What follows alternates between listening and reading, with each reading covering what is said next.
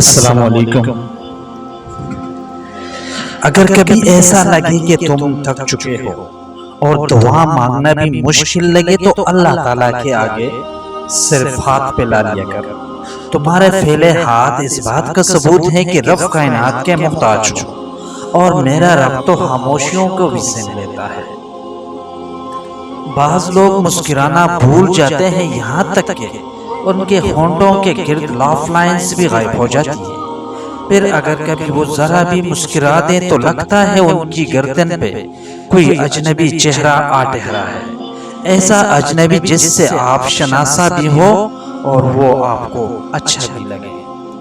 نبی کریم صلی اللہ علیہ وسلم نے ارشاد فرمایا، جو شخص کسی کو بدنام کرنے کے لیے اس میں ایسی برائیاں بیان کرے جو اس میں نہ ہو تو اللہ تعالیٰ اسے دوزخ کی آگ میں قید رکھیں گے، یہاں تک کہ وہ اس برائی کو ثابت کر دیں، لیکن وہ ثابت نہیں کر سکے گا۔